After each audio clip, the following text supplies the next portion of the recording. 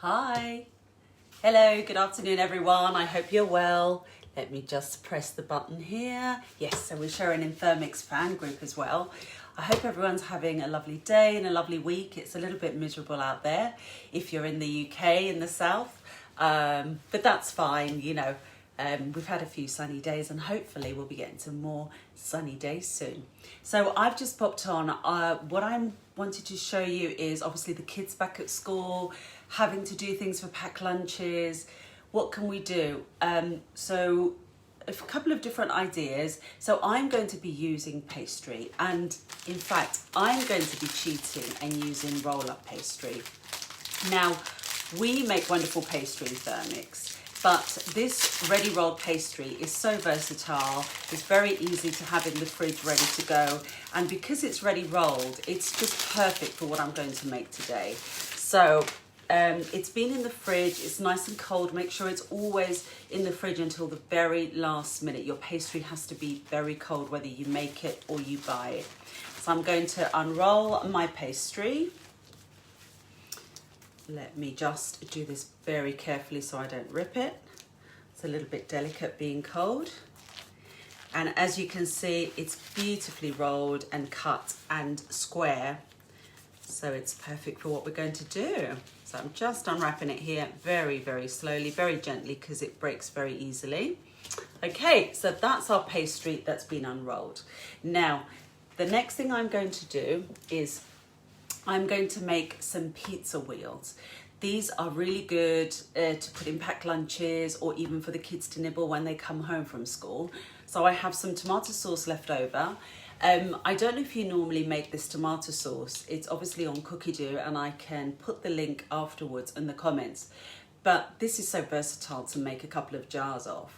It's literally passata and a little bit of olive oil and garlic. You saute the garlic and then you cook the passata. And it's just so good to have in jars in your fridge, ready to go. You can make pasta, you can make pizza with it. You can add vegetables and make a ratatouille to it. You can make like rice and tomato. I mean, for me, having ready cooked tomato sauce in the fridge is one of my staples, and it's so quick and easy to make.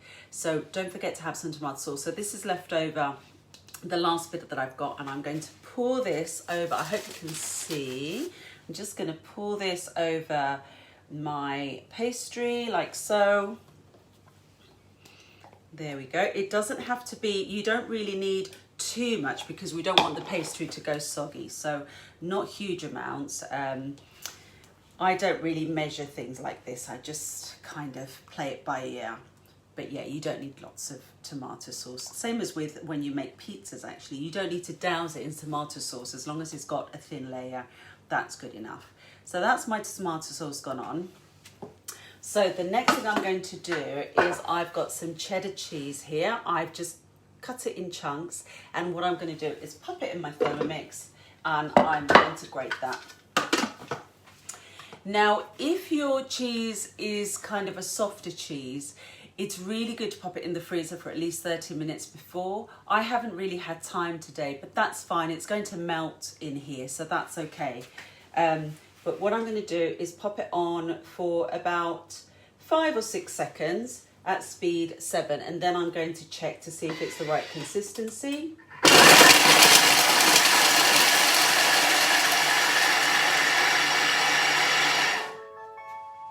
Okay, let's have a look. Yep, that's absolutely perfect. So that's my cheddar cheese that's been grated.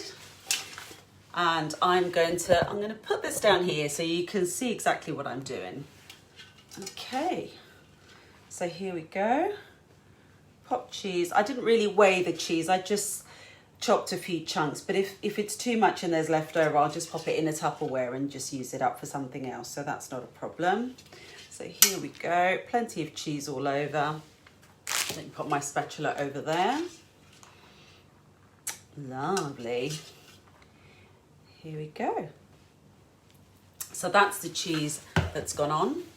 And then I chopped up some ham earlier on. You could use bacon if you preferred. And if you'd like a vegetarian, maybe some mushrooms, some cooked mushrooms or peppers. So anything that you would normally put on a pizza can go really nicely on here.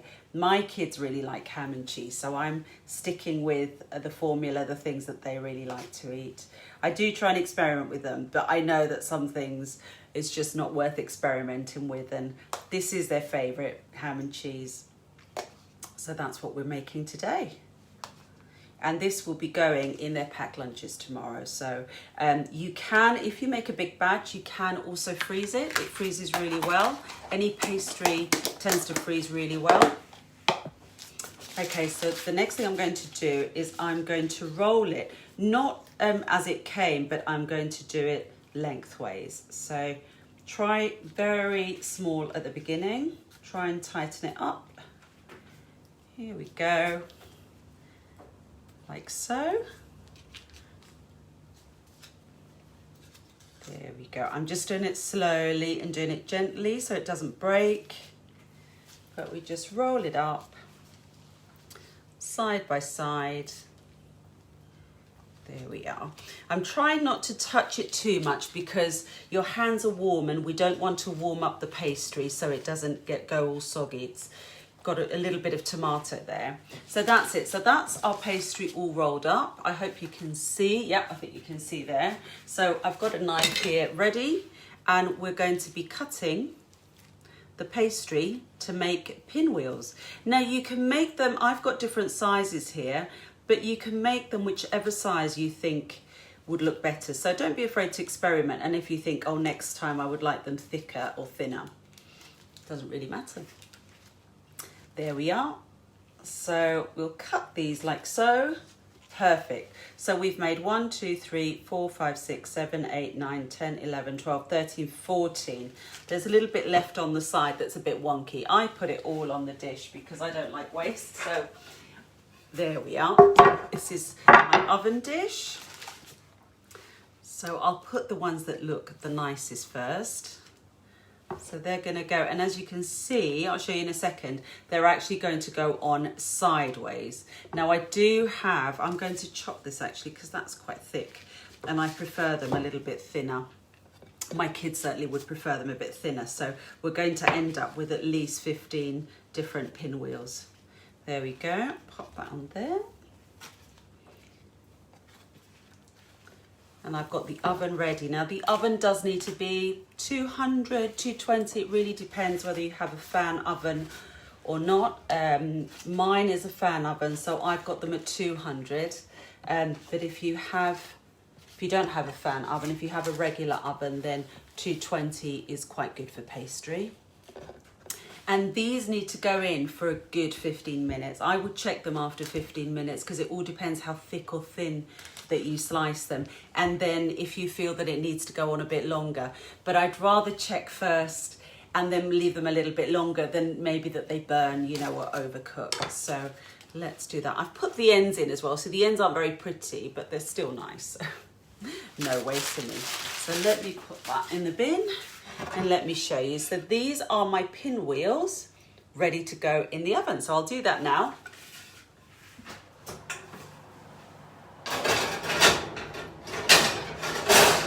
There we go. So that's going to go on for 15 minutes. Let me check the time. So about 4:05. Okay, so I have some more pastry. And now I am going to make some sweet pinwheels.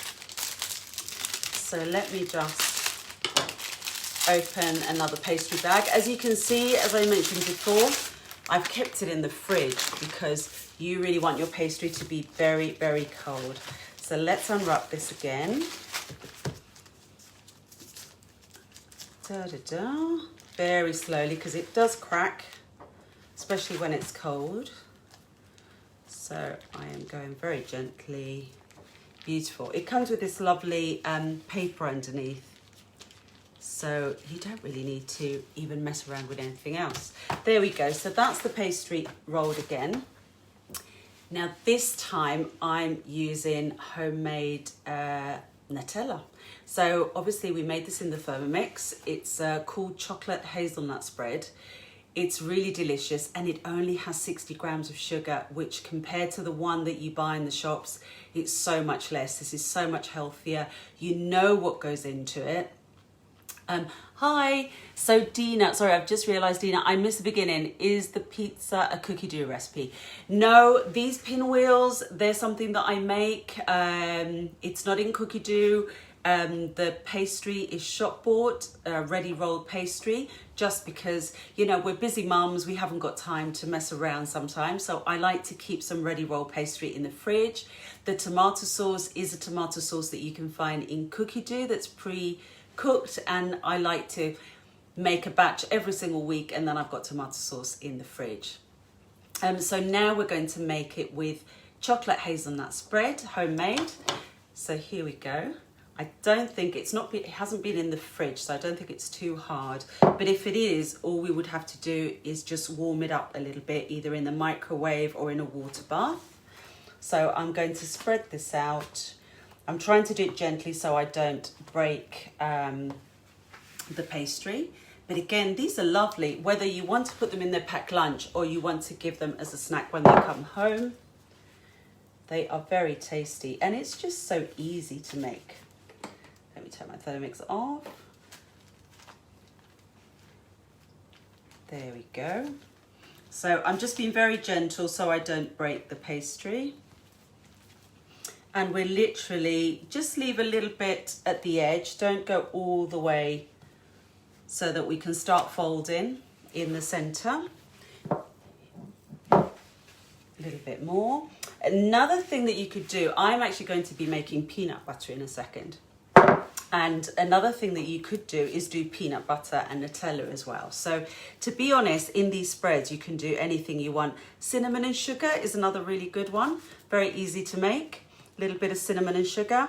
You can even make like a syrup with cinnamon and sugar and a little bit of water, and then you spread it on.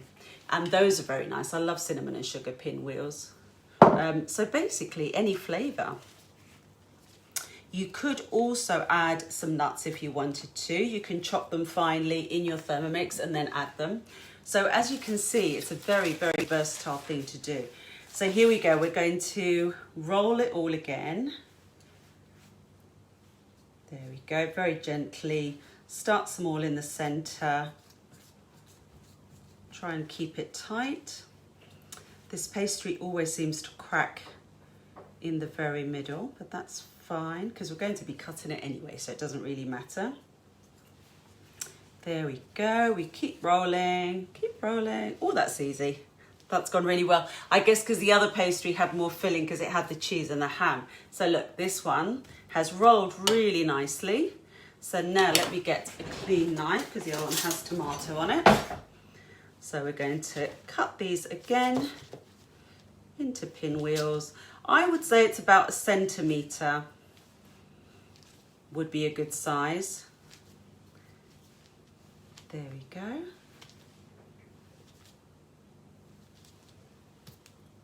See, that's what we're doing, these little pinwheels. It's amazing how much they kind of grow once they go. Oh, and for those of you, I don't know if I've mentioned, it's puff pastry, by the way, puff pastry, because I know you can get puff pastry or short crust pastry. But this is much better with puff. So, a few more. There we go. All right, so I'm going to get my other baking dish, which is here. These are pizza stones that we sell in the Vorbeck shop. It's like a natural stone, and it's good because it's very non-stick, so you don't have to use any parchment paper or silicone. It bakes pastry very, very evenly, so you don't get a soggy bottom. So it's a very, very, very nice baking dishes. So we're just popping these around here, spread them out. So there's a little bit of gap in between. Let's see, I don't know how many with 1, 2, 3, 4, 5, 6, 7, 8, 9, 10, 11, 12, 13, 14, 15, 16. So we've got 16 pinwheels. And I just want to make sure that there's enough space for them to spread out. Wonderful. So that's going in the oven. So this is our chocolate hazelnut pinwheels going in the oven now. Again, for about 15 minutes. Keep an eye on them. If they need a bit longer, then they can go a bit longer. Oh, these are looking good. These are looking fantastic already. There we go. Oh, I missed one. Let me pop that in. Have I got a gap? I just leave that there. Okay, so that's our pinwheels in the oven. And in the meantime, I'm going to make some peanut butter. So peanut butter is a staple in our house because my son absolutely loves peanut butter, has it every single day. And we've been making peanut butter for years now. It's super easy to make. I saw a recipe the other day online and they were adding oil to it. And actually, you don't need to add oil to peanut butter because peanuts are already fairly oily. Let me put this up a little bit so you can see. So peanuts are fairly oily, so you really don't need to add any other oils. And that's what happens a lot with commercial peanut butter, that people tend to, or, you know, commercial, they tend to add oil to it. And a lot of the time they tend to add palm oil, which isn't very good and it's not environmentally friendly. But with the peanut butter at home, all you need is peanuts and that's it, nothing else. So what I've got here is a whole kilo of peanuts. What I've done is they're blanched peanuts and I've popped them in the oven for about, I normally pop them in 10 minutes, check them, give them a bit of a swirl, and then I pop them in for another 10 minutes. But always keep an eye on them and make sure that your oven isn't too hot because you don't want your peanuts to burn, you want them to roast. I much prefer roasted peanuts. And actually, some people might prefer them to go brown, you know, the flavour of peanut butter when they go brown. I like them to be kind of medium. You know, I don't like them raw, but I certainly don't want them overcooked. So this is my peanuts ready to go. Now, sometimes I do like to add maybe a little pinch of salt and even a little pinch of sugar because I quite like it, kind of brings the flavour out of the peanuts. But a tiny pinch is all you need and nothing else. So let me grab a bowl. Obviously, with a kilo of peanuts, you need to do them in batches. You don't want to do a whole kilo at the same time. In fact, I would probably do 4 batches with these. So I've got 4 jars here ready to go. They've been sterilised. Now, you must remember to sterilise your jars when you're making things to store. And your Varoma is perfect for sterilising jars. So if you haven't used it before, please, please remember that you can sterilise your jars in your Varoma. Baby bottles, for example, that's another great thing that you can sterilise in your Varoma. So I'm going to add about a quarter of the peanuts into my bowl. That's about right. I'm going to add a tiny, tiny bit of salt. You don't have to do this, honestly. If you'd rather try them as they come, do that. I just really like to add tiniest bit of salt because it brings out the flavour. And the first thing I'm going to do, I'm not following a recipe. I just want to teach you how absolutely easy it is to make peanut butter. The first thing I want to do is I'm going to grind them for 30 seconds at speed 10. So have a look at this. Okay, let me go back. So 30 seconds. It's going to be a little bit loud now.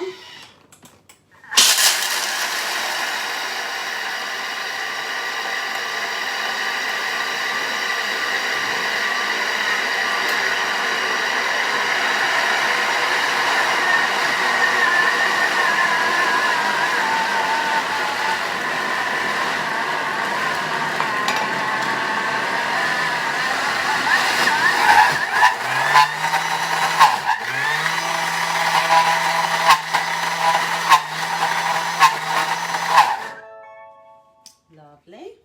So let's have a look. This is just given it it started to give them a very fine kind of grinding. So have a look at that. Now this is still not peanut butter. It's still very thick and it's a little bit coarse, but it started that grinding process. So what I'm going to do, see it's all at the top. I'm going to make sure I put it all down.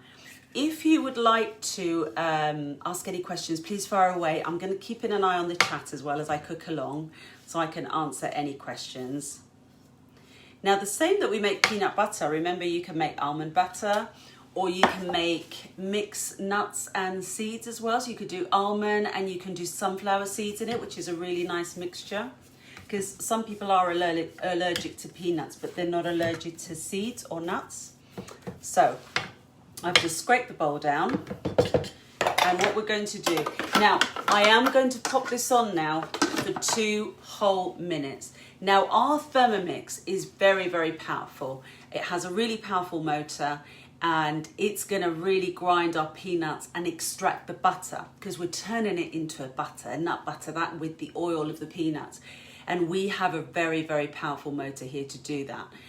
But it does need to go on for at least 2 minutes, okay? So it's going to be a bit loud, so I won't be able to speak in the meantime. I have somebody ask a question. What temperature do you roast the peanuts at? I would probably say 170 or 180 maximum, okay? So let's pop this on 2 whole minutes. So I won't be talking while it's a little bit loud. By the way, it's 2 minutes at speed 8. Speed 8, so we're reducing the speed now.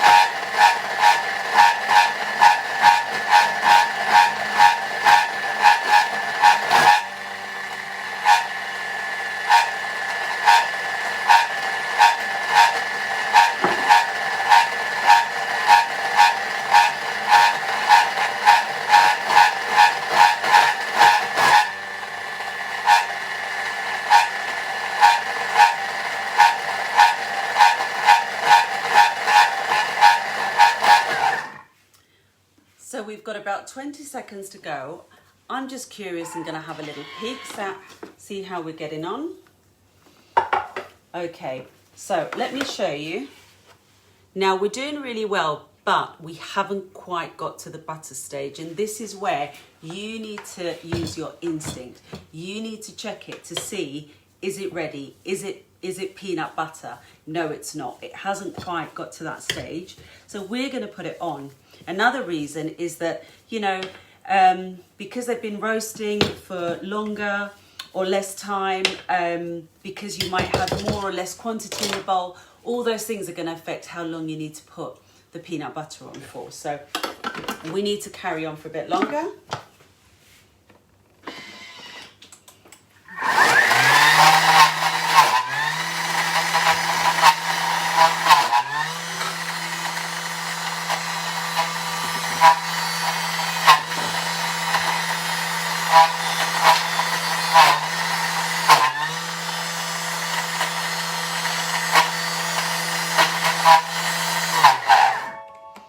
Okay, so that's the whole 2 minutes. So I'm just going to have a look and see. Could be ready. No, personally, I think it needs a little bit longer. So I'm scraping the sides, popping it all down, and we're going to keep going.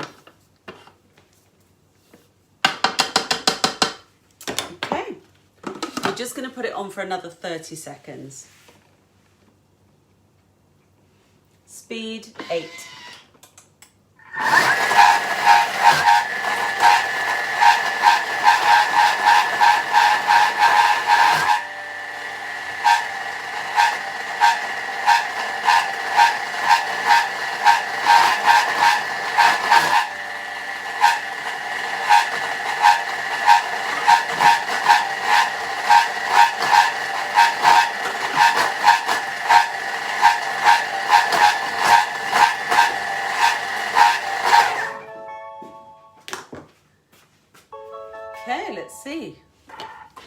We're very, very close. I'm pretty sure. Yeah, this is looking a lot more like peanut butter now. And let me show you what it looks like inside. Can you see at the very bottom, it's starting to look a little bit oily? And that's when you know that your peanut butter is ready. It's that oily surface at the very bottom that will tell you. It literally goes creamy and almost a little bit liquidy. That's when it's ready, okay? So I reckon this probably needs another 20 seconds to be absolutely perfect. So let's keep going another 20 seconds, but I can already see the bits at the bottom have that beautiful shine that you get with peanut butter. So let's pop it on a little bit longer. It's really worth being patient and keep going until you know it's absolutely perfect. So speed 8 for another 20 seconds, and I reckon that should be more than enough.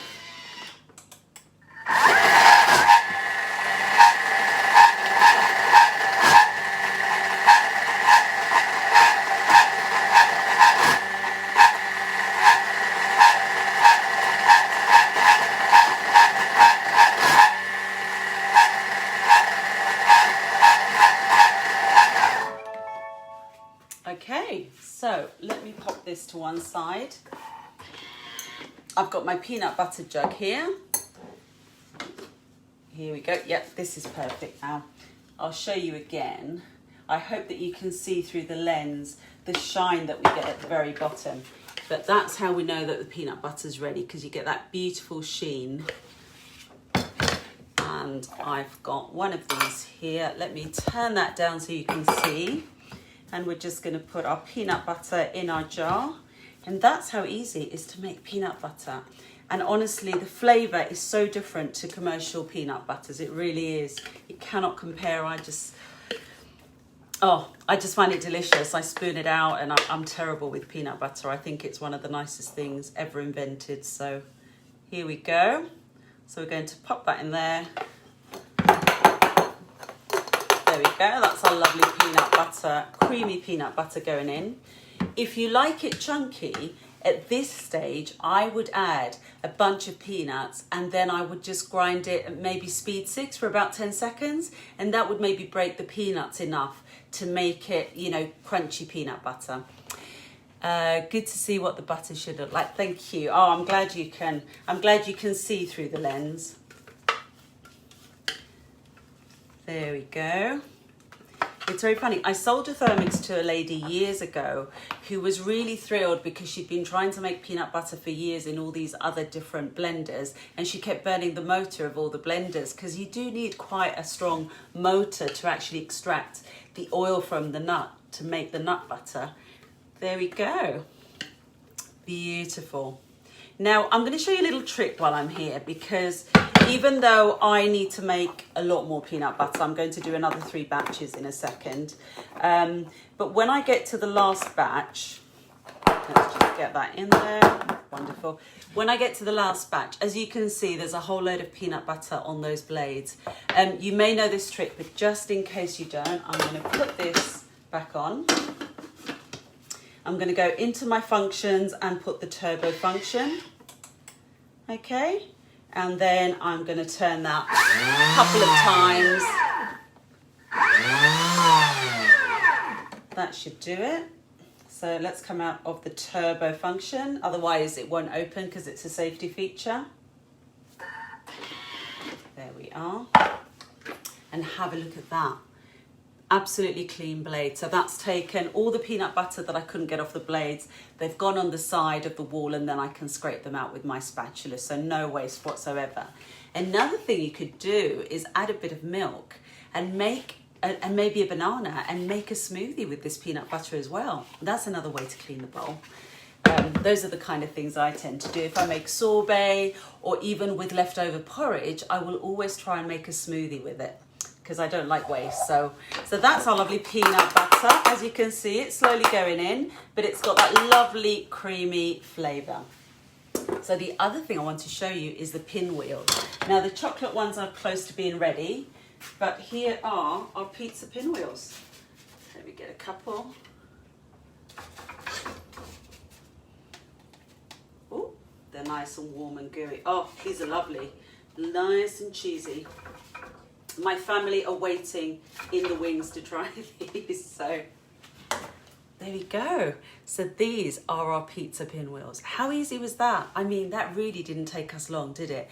And you've got a really cool little kind of snack for the kids, for yourself, even for parties. These are great for parties. And you can see how easy it is to make a batch of about 12 to 15 pinwheels. So if you did 2 of these, you know, you'd get quite a nice platter, and you can do some savory ones, some sweet ones.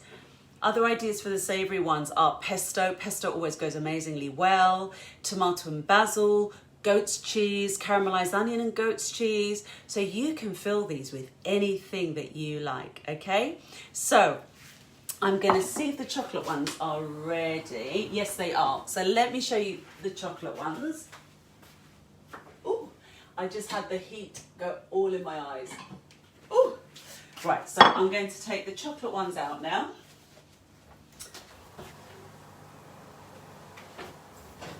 Here we go. Oh, these smell amazing. These are my son's favourites, so he'll be pining after the chocolate ones. There we go. I'm trying to be gentle so I don't break them. But these are so delicious. Perfect finger food, perfect for snacks, perfect for taking away with you. Okay, so here are our Nutella, hazelnut chocolate spread, pinwheels. Very quick and easy, all in about, I'd say 15 to 20 minutes max. And yeah, I hope you enjoyed the video. I hope it helps you with a bit of inspiration now that the kids are back at school. And if you have any questions, please pop it in the comments. I will look back to see if people are asking questions and I can answer. But yeah, it's always a pleasure to share these recipes with you. And yeah, take care everyone, and see you very, very soon. Bye.